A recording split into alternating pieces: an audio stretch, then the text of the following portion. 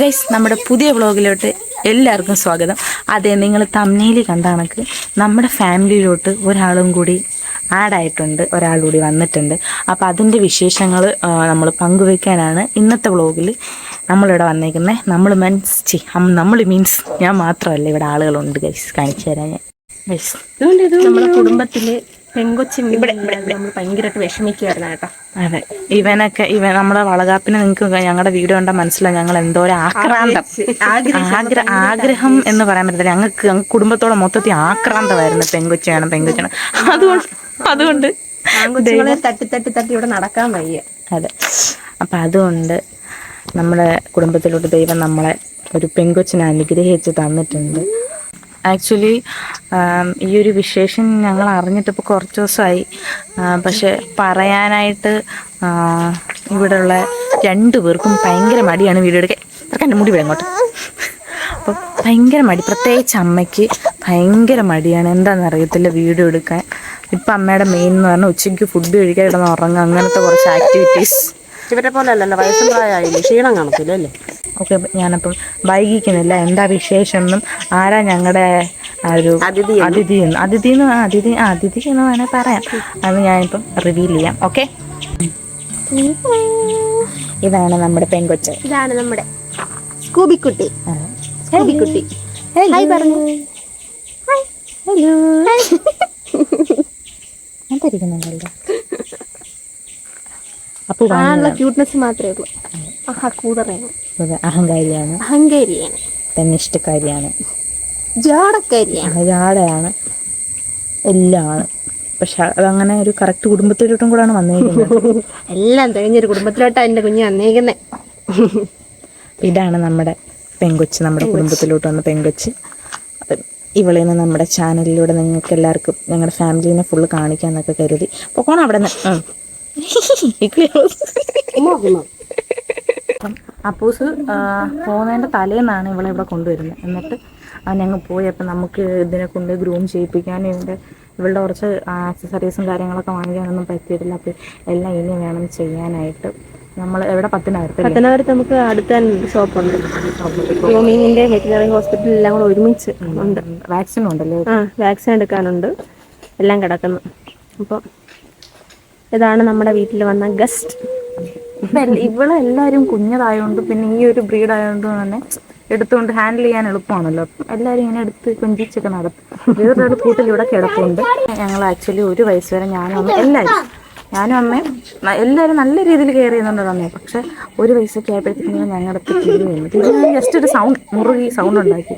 അതിനുശേഷം ഞങ്ങൾ പേടിച്ചു. പക്ഷെ റോഡ് വീലർ ആകുമ്പോൾ പൊതുവെ അങ്ങനെയാണല്ലോ, 1 വയസ്സാകുമ്പോഴത്തേന് അവർ ചെറിയ രീതിയിലുള്ള അഗ്രഷനും കാര്യങ്ങളൊക്കെ കാണിച്ച് തുടങ്ങും. അവരുടെ ആ ഒരു പ്രായം കൂടി വരുന്ന ഒരു സ്റ്റേജ് ആയതുകൊണ്ട് അവർ ആ ഒരു ഇതൊക്കെ കാണിക്കും. പക്ഷെ ഇവരതിൽ പേടിച്ചു പോയി ഗൈസ്. അതിനുശേഷം റോക്കിയായിട്ട് മിങ്കിളാണ്. സത്യം പറഞ്ഞാൽ അപ്പു വരുമ്പോൾ ഇവിടെ ഇപ്പം അഴിച്ചാണ് കേട്ടോ വിട്ടേക്കുന്നത്. ചില സമയം മാത്രമേ കിട്ടിയുള്ളൂ. നൈറ്റൊക്കെ അഴിച്ചാണ് വിടുന്നത്. അപ്പോൾ ഫുൾ ടൈം ഇപ്പോൾ അഴിച്ചാണ് വിടുന്നതാണ്. ഇവിടേക്ക് ഇറങ്ങി നിൽക്കുമ്പോൾ എനിക്ക് എൻ്റെ അടുത്തൂടെ ഇങ്ങനെ പോകുമ്പോൾ അവൻ ആക്ച്വലി എൻ്റെ അടുത്ത് ഭയങ്കര കംഫർട്ടാണെന്നാണ് അപ്പൂസ് പറയുന്നത്. അവൻ്റെ ആ ഒരു ബോഡി ലാംഗ്വേജും കാര്യങ്ങളെല്ലാം കണ്ടിട്ട്. ഏറ്റവും കൂടുതൽ ചേച്ചിയുടെ അടുത്താണ് വന്നിരിക്കുന്നത്. ചേച്ചിയുടെ പുറകിലും കാര്യമൊക്കെ വന്നിരിക്കുന്നത്. വിറയ്ക്കും അതെന്നിട്ടിങ്ങനെ അരസിക്കൊണ്ടിരിക്കുമ്പോൾ എനിക്ക് പേര് കടിച്ച് പറിച്ചോണ്ടൊക്കെ. മെയിനായിട്ട് ഇവരുടെ പേടിയൊക്കെ കാരണം അതിൻ്റെ ഇവിടെ വേലിയൊക്കെ അടിച്ച് വെച്ചേക്കുന്നത്. അവ സിറ്റൗട്ടിലോട്ട് കയറാതിരിക്കാൻ വേണ്ടിയിട്ട് സിറ്റൗട്ട് ഇങ്ങനെ കവർ ചെയ്ത് കമ്പിയൊക്കെ അടിച്ച് അവനെ ഇറക്കി വിടാൻ വേണ്ടിയിട്ടാണ് നമ്മളിപ്പോൾ അടിച്ചത്. അവന് വേണ്ടി മാത്രമല്ല, ഇവന് വേണ്ടിയും അവൻ അകത്തോട്ട് കയറാതിരിക്കാനും ഇവൻ പുറത്തോട്ട് ഇറങ്ങാതിരിക്കാനും. ഇത് ആക്ച്വലി നല്ലതാണ് കേട്ടോ. ഈ സിറ്റൗട്ടിൽ ഇങ്ങനെ കിട്ടിയേക്കുന്ന പട്ടിക്കും കുട്ടിക്കും എല്ലാവർക്കും നല്ലതാണ്. ഇപ്പൊ സൗണ്ട് കേട്ടത് ഇവിടെ വരുന്ന വേറൊരാളാണ്. ആക്ച്വലി അതെന്ത് അലക്സാൻഡ്രിയ പാരക്കിറ്റ്, അതിന്റെ ഇനത്തിൽപ്പെട്ട ഒരു രാജവംശത്തിൽ പിറന്നൊരു രക്തമുള്ള ഒരാൾ നമ്മുടെ ഇവിടെ വരുന്നുണ്ട്. എന്നും വന്ന് ഫുഡിന് വേണ്ടിയിട്ട് ഫുഡ് എന്ന് പറഞ്ഞുകൊണ്ട് വിളിക്കും. നമ്മൾ പഴമൊക്കെ കൊണ്ട് കൊടുക്കും, ആള് കഴിക്കും. പിന്നെ ഇവിടെയൊക്കെ ഇരിക്കുന്നത് അവള് ഇവിടെ ഇരിപ്പുണ്ട്, കാണിച്ചു തരാം.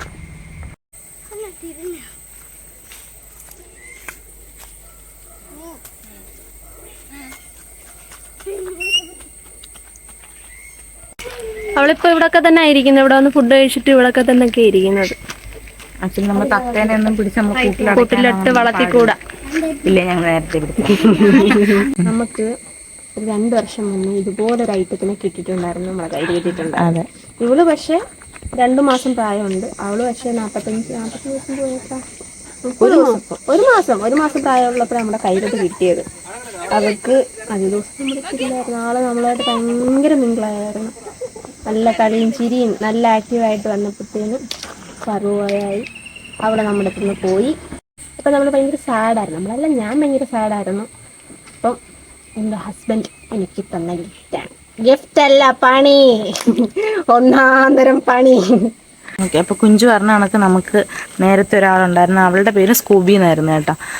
എനിക്കങ്ങനെ വലിയ നല്ല, ഞാൻ അവളുടെ കൂടെ എപ്പോഴാണ് ഞാൻ ജോലിക്ക് പോയിട്ട് ലീവിനൊക്കെ വരുമ്പോഴാണ് 2 വട്ടമൊക്കെ വന്നപ്പോഴാണ് കണ്ടിട്ടുള്ളത്. പക്ഷെ ആദ്യം വന്നപ്പോൾ എനിക്ക് അങ്ങനെ വലിയൊരു അറ്റാച്ച്മെൻറ്റ് തോന്നിയിട്ടില്ല. പക്ഷെ നമ്മുടെ കുടുംബത്തിൽ ഒരു ഫസ്റ്റ് ഷിങ്സു ആയിട്ടൊക്കെ ഭയങ്കര ഹാപ്പി ആയിരുന്നു കണ്ടപ്പോഴത്തേക്കിനൊക്കെ. പക്ഷെ പിന്നീട് ഞാനൊരു ദിവസം ലീവിന് വേണ്ടി നാട്ടിൽ വന്നപ്പോഴത്തേക്കിന് ഇവർ വീട്ടിലാരും ഇല്ലായിരുന്നു. അപ്പം ഞാൻ കതക് തുറന്ന്, നമ്മൾ നേരത്തെ താമസിച്ച വീട്ടിലാണ് കേട്ടോ, കതക് തുറന്ന് വീട്ടിൽ കയറിയപ്പോഴത്തേക്കിന് വേറെ ആരുമില്ല.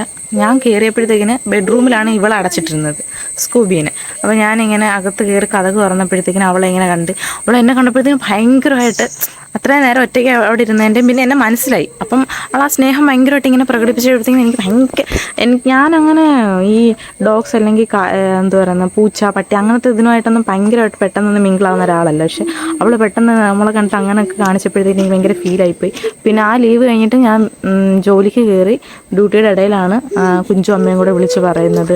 അവൾക്ക് ഓൾറെഡി പർവ്വം ഇങ്ങനെ അഫക്റ്റ് ആയായിരുന്നു, നമ്മുടെ റോക്കിസിൻ്റെ തന്നെ പർവ്വം എഫക്റ്റ് ആയിരുന്നു. അപ്പം അങ്ങനെ അവൾ പോയി എന്ന് പറഞ്ഞിട്ട് വിളിച്ച് പറഞ്ഞു. പക്ഷെ ഞാൻ പിന്നെ ഡ്യൂട്ടി ടൈമിലായതുകൊണ്ടും എനിക്ക് അങ്ങനെ വലിയൊരു രീതിയിൽ അറ്റാച്ച്മെൻറ്റ് ഇല്ലാത്തതുകൊണ്ടും എനിക്കങ്ങനെ വലിയ സങ്കടം വന്നില്ല. പക്ഷെ കുഞ്ചു ഭയങ്കര ഡൗൺ ആയി പോയായിരുന്നു ആ ടൈമിൽ. അങ്ങനെ ഇപ്പം അപ്പൂസ് കൊടുത്ത ഗിഫ്റ്റാണ് ഇവള്. പക്ഷെ ഇതിപ്പം ഗിഫ്റ്റാണ്, പക്ഷെ നമുക്കിപ്പോൾ സമയം, ഞാൻ പറഞ്ഞില്ലേ ടൈം സേവറൊന്നും അല്ല ഇപ്പോൾ ഇവിടുത്തെ ഐറ്റംസ് ഒന്നും. അപ്പം ഒട്ടും സമയം നമുക്ക് കിട്ടുന്നില്ല. പക്ഷെ കിട്ടുന്ന സമയം നമ്മളെല്ലാവരും ഇതുങ്ങളുമായിട്ടൊക്കെ അവിടെ കൊണ്ടുപോയി എൻജോയ് ചെയ്യാറുണ്ട്. അവൻ സ്കൂള് വിട്ട് വന്നു കഴിഞ്ഞാൽ പിന്നെ നമുക്ക് നോക്കേണ്ട കാര്യമൊന്നുമില്ല, അവൻ തന്നെ അതിന്റെ കാര്യങ്ങളെല്ലാം നോക്കും. പിന്നെ സാറ്റർഡേ സൺഡേ കൂക്ക് നോക്കിക്കോളൂ. ഇവിടെ നണ്ടാ കാണിച്ചു തരാവേ. എവിടെ കൊണ്ടുപോവാ? അവളെ കാണീര് അപ്പം ഇടിപ്പിക്കാനോ? ഇതാണ് കേട്ടോ ഗൈഡ്, 1 month മാസ്റ്റർ, ഷിങ്സുന്റെ 1 month മാസ്റ്റർ. ഇതാ പോകുന്നു. തറവിടല്ലേ കുളിപ്പിച്ചേ.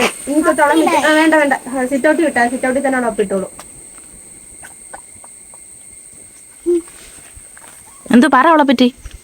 സുന്ദരിയാണോ അവള്? പേരെന്താ അവളുടെ? സ്കൂബി എങ്ങനെ ഇഷ്ടമാണോ?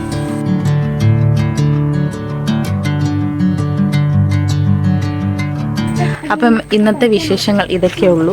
അപ്പം ഇങ്ങനെ ഇവിടെ 2 പെൺപിള്ളേർ, 2 പറയാൻ പറ്റത്തില്ല, മറ്റേ ആൾ ഇങ്ങനെ വന്ന് ഫുഡ് കഴിച്ച് അങ്ങ് പോകുന്നതാണ്.